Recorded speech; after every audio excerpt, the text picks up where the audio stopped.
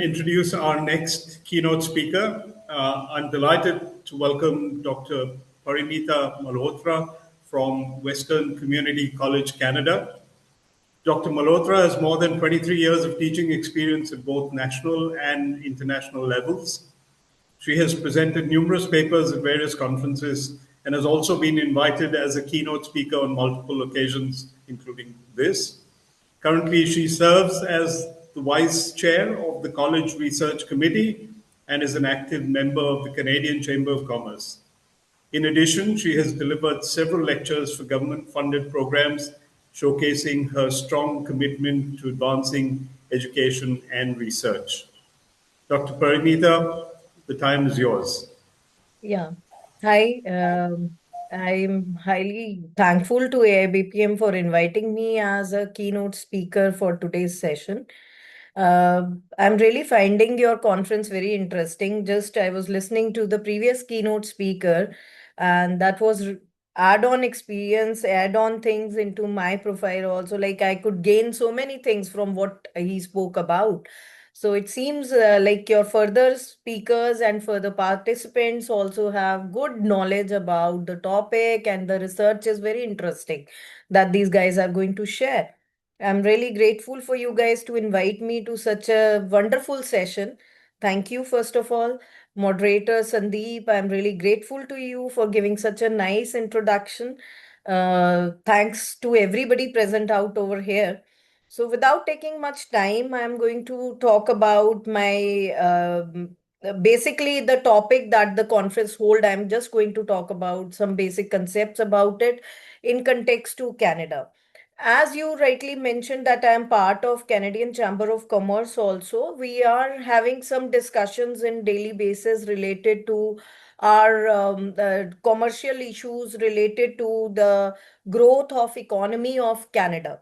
Before coming to Canada 3 years back, I was also in India. I had worked with different institutions. I have been working with different economies over there. The committees meant for discussing the economies of the country. So I hold some experience. I won't say much experience, but yes, I do hold some experience in understanding the cultural diversity's impact on the business also. So I would like to share my experience in context to Canada firstly.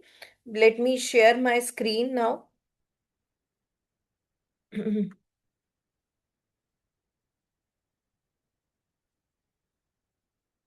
I hope it's visible. Yes, it is. Okay, thank you. So, yes. So basically, I'm going to talk about cultural intelligence in global management, bridging the diversity and strategy, which is a basic theme of the conference also. Coming to the topic, let me talk about cultural intelligence in Canada. We all know Canada is such a country where the people are migrating from different part of the world. They are not meant only from Asian countries, from European country. Throughout the world, there are different communities who are residing in Canada. People come here as sometimes on student visa or work permits, then they get converted to PRs and citizens in Canada. Now, this cultural intelligence in Canada basically is a crucial skill in global management, especially in multicultural environments like Canada. It refers to the ability to understand, the respect, and effectively interact with people from different cultural backgrounds. In context of Canada, a country known for its diversity and inclusive policies, CQ becomes a core competency for managers, leaders operating in global and multicultural settings because they have to understand different cultures. If I take my own example, when I started working in Canada, my employer were of different community. I belong to a different community. My manager had to bridge up that gap between those community, understanding us also to make us participate in the things, to make us more comfortable into the environment. So, understanding Canadian multicultural context, Canada's workforce is amongst the most diverse in the world, with immigrants playing a major role in its economy.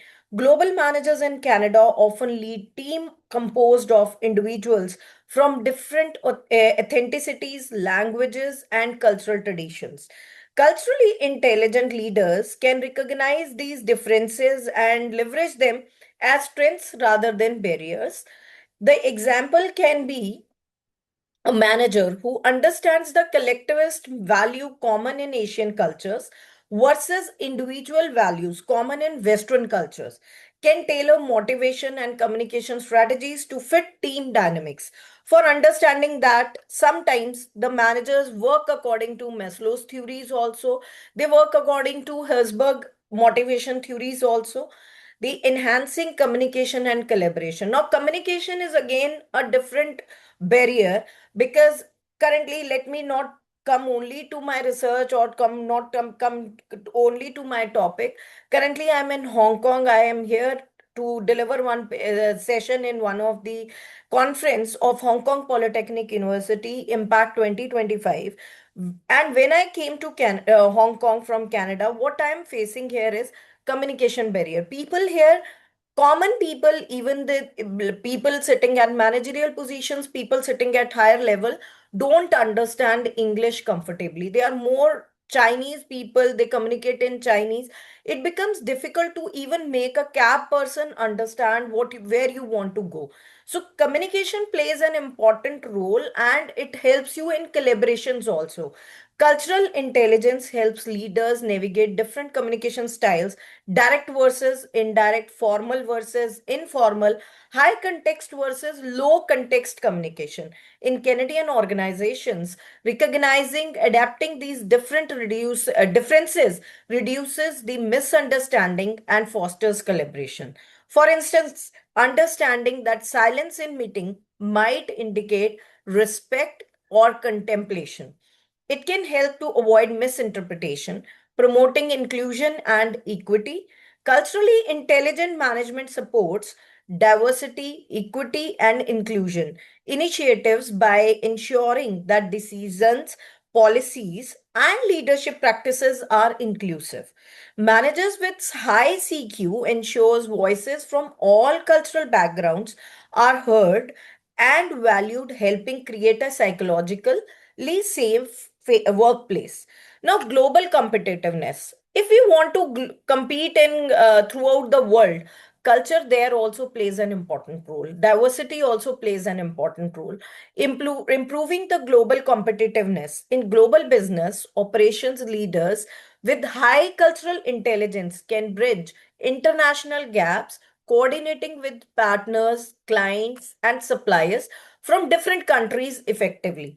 Now, if I talk about the institution where I'm working, they are also having students from different part of the world, but they have to coordinate, they have to tie up in different part of the world, different countries, where they need to even understand the culture of those students who are coming to our country. Canadian companies with culturally intelligent leaders can help products, marketing strategies, and customer service approaches to meet global expectations. Strengthening team performance and innovations. Diverse teams bring multiple perspectives, which often lead to more creative problem solving and innovation. However, diversity alone does not guarantee success. CQ is a bridge that translates cultural differences into synergy. A culturally intelligent manager encourages open mindedness and mutual respect, enabling diverse teams to work cohesively. Because as a manager, you have to understand your team. If you don't understand their culture, if you do not understand their feelings, how will you motivate them? Maslow theory, Herzberg theory has been talking about first understanding the people, then only you can compete in the global aspect. Like when you have different culture people working, every culture has different aspect of working, they have a different criteria of working, they have a different mindset.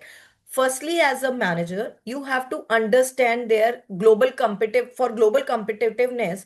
You have to understand their culture also. You have to understand their communications also, whether it is informal or formal way of communication.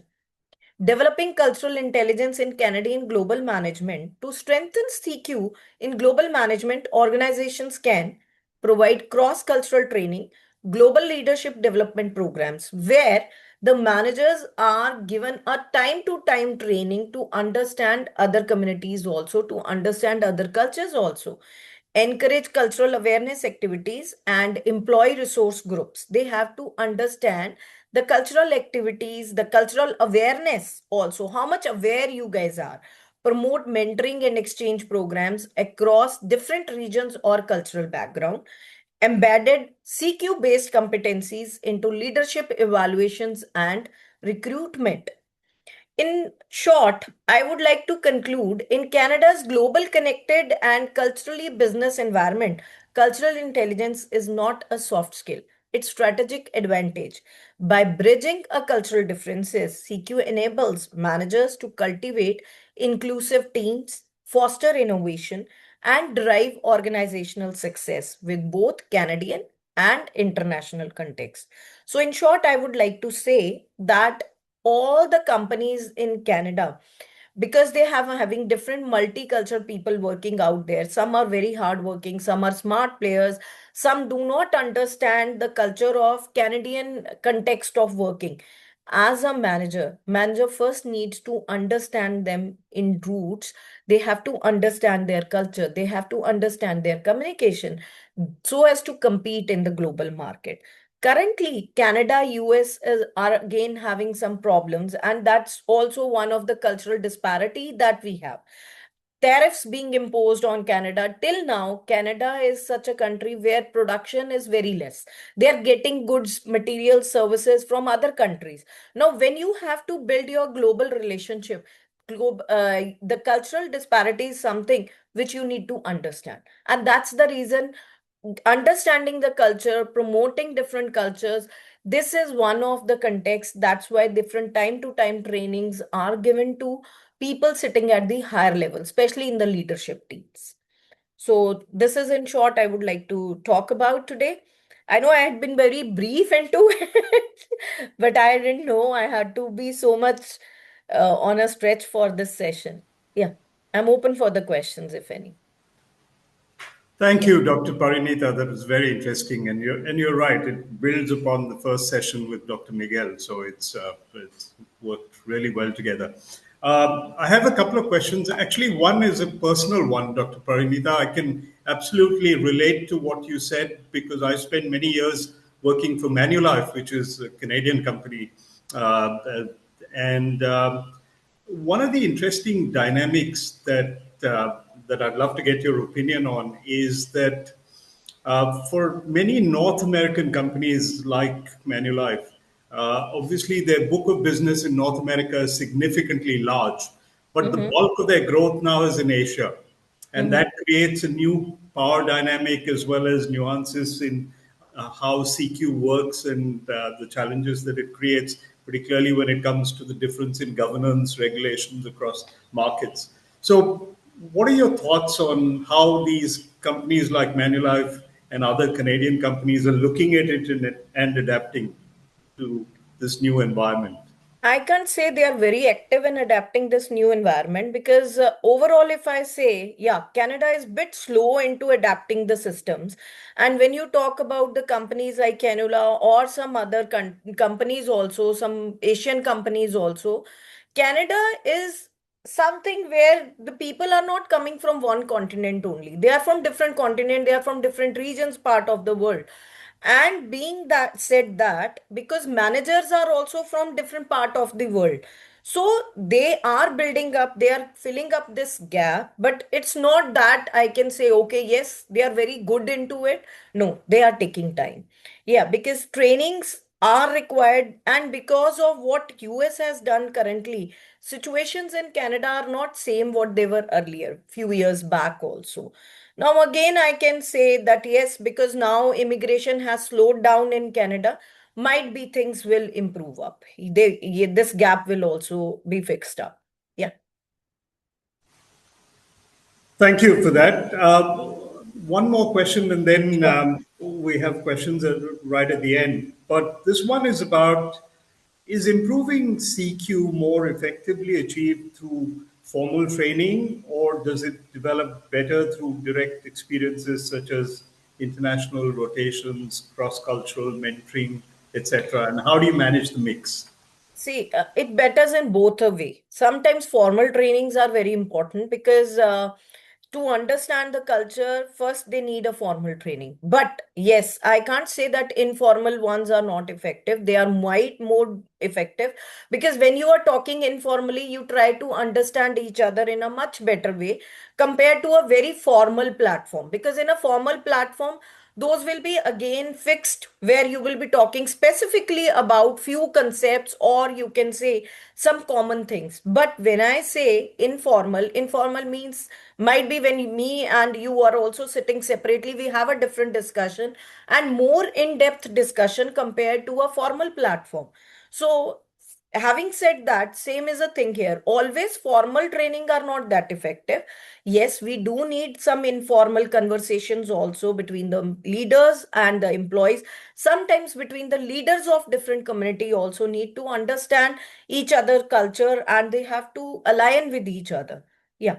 So it's not only always formal. Yeah. Thank you, Dr. Parinita. I have actually one more question, if I can quickly go Sure, to sure. that. Related theme, and how can CQ and cultural intelligence help Canadian global managers strengthen DEI practices while addressing new challenges from rising immigration and a multicultural workforce dynamic? See, to grow, Canada needs to understand the multicultural people also because there are immigrants not only from one place, they are from so many places.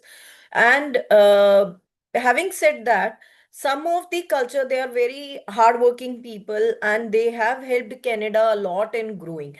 If personally, when I experienced here in Canada, I felt that most of the Asian people have actually brought growth in Canada. It's not only their own native people, those who have brought, but yes, different parts of the country have grown only because of some specific communities only. And still, Canada has to understand that to bridge up this gap, they have to work further into it. Now, although they have started stopping that much of immigration in country like Canada these days, but that's not the only solution. The problem is they to understand it. I have seen people from Japan also here who are very good into technology, and but again, because of these cultural diversities, because of cultural barriers, people are not able to take that much benefit from those communities for what they are meant for. Firstly, when you enter here as a basic immigrant, people are struggling for basic jobs to survive here because the issue is cultures are not that taken seriously. Yeah, that has to be looked upon. Thank you very much, Dr. Parinita. I really appreciate that.